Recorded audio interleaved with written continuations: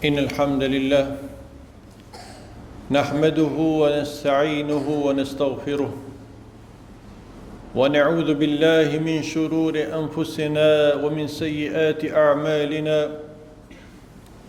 من يهده الله فلا مضل له ومن يضلل فلا هادي له وأشهد أن لا إله إلا الله وحده لا شريك له وأشهد أن محمدًا عبده ورسوله صلى الله عليه وعلى آله وأصحابه وسلم تسليما كثيرا.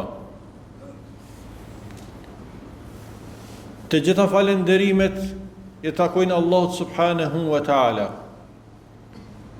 Atë falenderojmë, prej Tij ndihmë dhe falje kërkojmë, dëshmoj se nuk meriton askush të adhurohet pos Allahut azza wa jall, I cili është një dhe nuk ka shok, dhe dëshmoj se Muhamedi është robi I Allahut dhe I dërguar I Tij. E dëshmoj këtë duke shpresuar se këtë dëshmi do të ketë argument për mu ditën e llogaritjes dhe ditën ku nuk ka rrugë tjetër vetëm drejt xhenetit ose xhehenamit. Xhamatlit të nderuar, pasoj hyrje dhe këtij falënderimi që ja bëjmë Allahut subhanahu wa taala. E falenderojmë Allahun azza wa jall në veçanti që na ka bërë musliman dhe na ka quajtur musliman dhe ka kërku prej neve që të mos të vdesim vetëm duke qenë musliman. Sot Allahu në Kur'an: Ya ayyuhalladhina amanu ittaqullah wa la tamutunna illa wa antum muslimun. O ju besimtar, keni frikë Allahun me një frikë të vërtet dhe mos vdisni ndryshe përveç si musliman.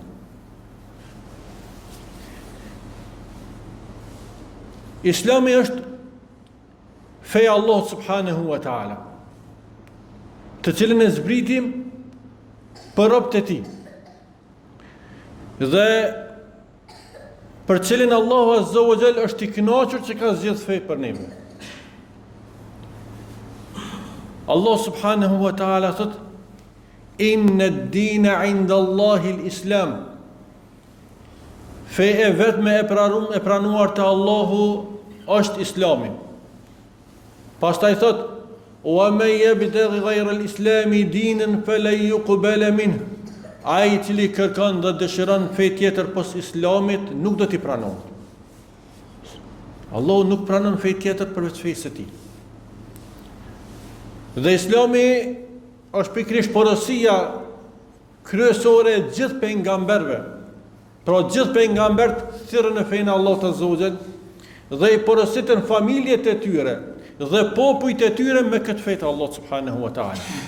Dhe si shembull po mjaftohemi me këtë ajet kuranor ku thot Allah azza wa jall: "Wassa biha Ibrahimu banihi wa Yaquba ya baniya inna Allah istafa lakum ad-din fala tamutunna illa wa antum muslimun."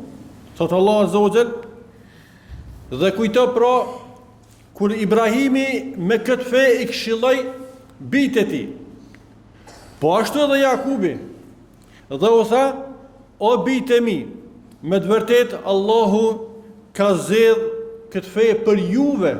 Allahu pra ka zgjedh, është e zbritur nga Allah azza wa jall. Fala tamutunna illa wa antum muslimun. Mos pranoni të vdesni ndryshe përveç si musliman. Islami në kuptimin e përgjithshëm, me besimin dhe akiden e tij, me normat dhe dispozitën kushtetutën e tij, o shumë I gjatë. O shumë I gjatë. Edhe në kuptimin e studimit si fetë të gjithë pejgamberët dhe gjithë popujt është I gjatë. Mirë po do të fokusohemi në kuptimin e fjalës Islam në aspektin gjuhësor, pra në kuptim përgjithshëm, dhe gjithashtu do të fokusohemi në bazën e Islamit, me pak fjalë. Islam do të thotë nënshtrim dhe përulje e plot ndaj Allahut fuqiplot. Kjo është fjala Islam. Nënshtrim dhe përulje. Dhe kjo nuk është diçka e rrallë. Sa do e rrallë nëse mundet me konë në mesin e njerëzve.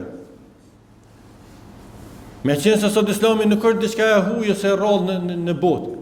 Mirë po supozojmë nështë edhe në kohë kur njerëzit me Islam në gishta kanë mujtë me numru, Islami dhe nënshtrimi ndaj Allahut Azza wa Jall është një bindje dhe përulje nga gjitha krijesat në tokë dhe në qiell përveç njerëzve dhe gjinëve. Pra prej tyre ka musliman dhe jo musliman. Thot Allah subhanahu wa ta'ala: "Afa ghayra dinillahi yabghun wa lahu aslama man fi as-samawati wa man fi al-ardi taw'an wa karha wa ilayhi yurja'un." Thot Allah azza wa jall: a mos vallë dëshirojmë fe tjetër, kurse Allahut i përulen, pra, që të Islamin, që Allah ja ka sjell është më i përul Allahut, ha? Se ta mos kërkojnë ata diçka fe tjetër, ha? Kurse ati i përulet gjithçka që është në tokë edhe në qiell. Gjithçka për përulet Allahut azza wa jall. Ligjit Allahut, rregullave të tij, urdhrit e tij, çdo gjë për përulet ulet në tokë edhe në qiell. Me dëshirë apo pa dëshirë. Edhe ata që mohojnë realisht Allahun, në pjesë bukur të madhe të jetës tyre, nuk patjetër janë të detyruar ju përul ligjeve të Allahut subhanahu wa taala. Wa ilayhi yurja'un. Po është ajo përulja e detyrueshme pastaj te ai do të kthehen që të gjithë. Kjo është Allahu, fuqiploti. Për ata, kuptimi pra gjysor i fjalës el-istislam është el-istislam, dorëzim, për ulje ndaj Allahut. Pra, kjo nënkupton që i përulemi Allahut fuqiplot, i cili është Zoti i botëve. I përulemi Allahut azza wa jall, duke e pranu se ai është i vetmi Zot, i vetmi furnizues dhe krijues, dhe është i vetmi i cili mbon dhe rregullon mbarvajtjen e çdo gjaje që ka kriju. E andaj vetëm atë adhurojmë. Pra Allahut i bindemi, i nënshtrohemi me lloje të ndryshme të adhurimit. Me namaz, me lutje, me përulje, me shpresë te Allahu, me frikë, me sinqeritet, me zekat, me haxh, me agjerim, me gjitha llojet e adhurimit, qofshin fjala apo vepra. Dhe në anën tjetër e plotësojmë këtë përulje duke u distancu dhe duke u largu nga gjitha llojet e shirkut dhe shoqërimit që i bën Allah subhanahu wa taala. Gjitha adhurimet që i dedikohen dikujt tjetër, distancohemi prej tyre dhe prej atyre që i veprojnë ato. Atëherë me fjalë tjera, përulja dhe nënshtrim ndaj Allahut do të thotë ti përulet urdhrit e tij, ti përulesh ndalesës së tij dhe ti përulesh përcaktimit të tij. Urdhrit e tij përulesh duke zbatuar, ndalesës e tij përulesh duke u largu prej saj dhe përcaktimit e tij, kaderit e tij përulesh duke bërë durim dhe sabër. Kjo është përulja që ja kushtojmë Allahut subhanahu wa taala.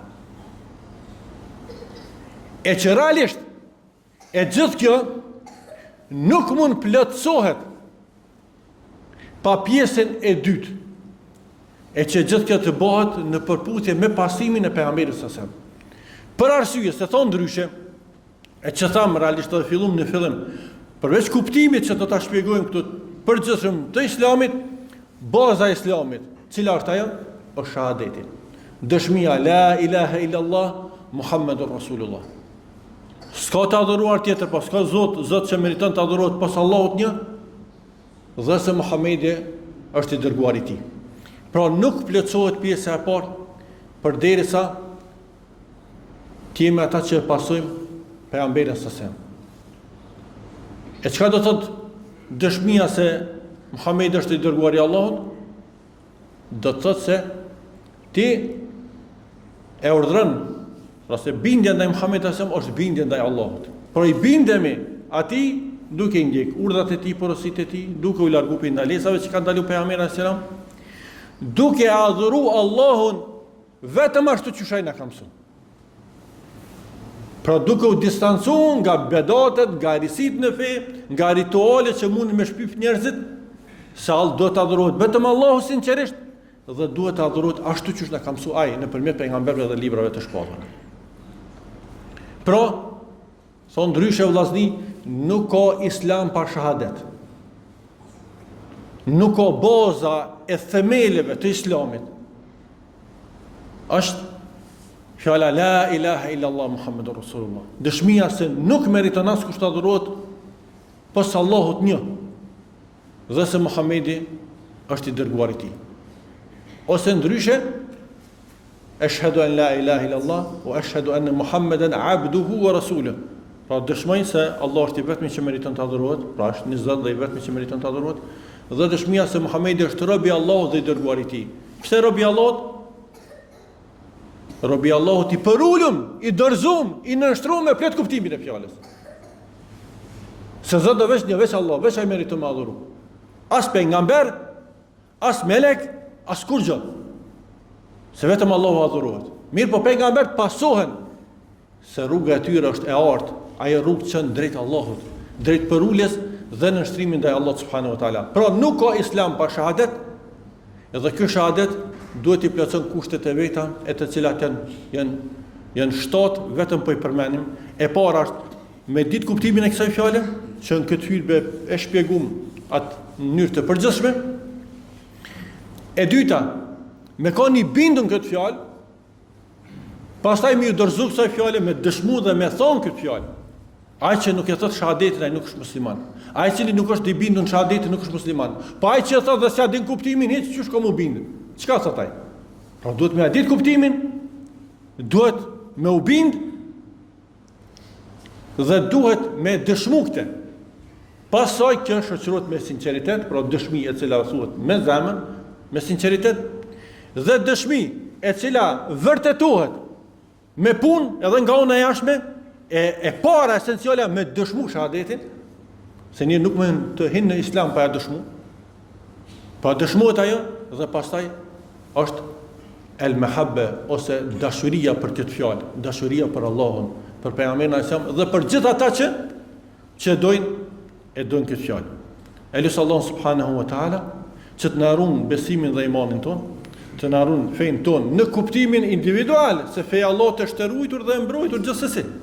Mirë po fejnë ton personale gjithsecili, pranohet prej secilit nga punë, bindja dhe veprat e tij, aso përputet me islamin që ka zbritur Allahu. Atëherë Allah na rrit fejnë ton, na bëj për atyre që janë të bindur me zemër, që dëshmojnë të vërtetën me gjuhët e tyre dhe flasin të vërtetën, dhe për atyre që punojnë punë të mira dhe largohen nga punë të këqija. Wa akhiru da'wana alhamdulillahi rabbil alamin.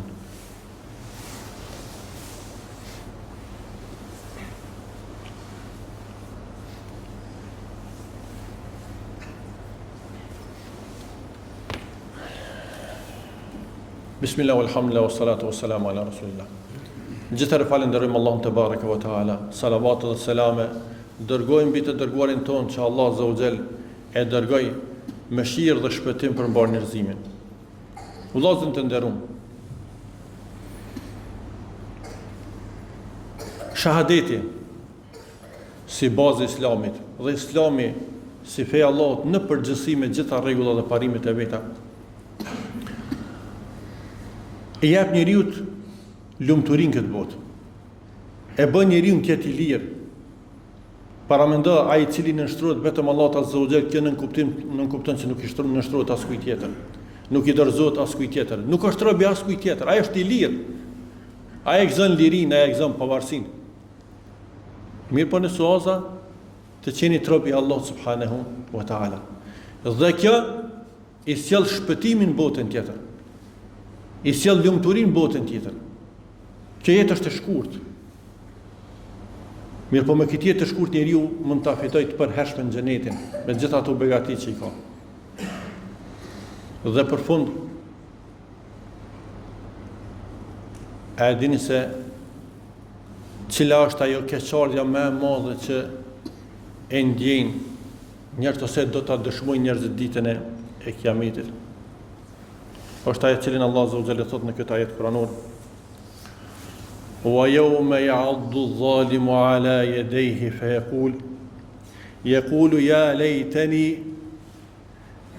اتخذت مع الرسول سبيلا. Atë ditën e kiametit, pa besimtarin, ai që nuk është musliman, do t'i kafshon durt e veta dhe do thot mirë për mua sikur të kisha ndjek rrugën e të dërguarit sallallahu alaihi wasallam.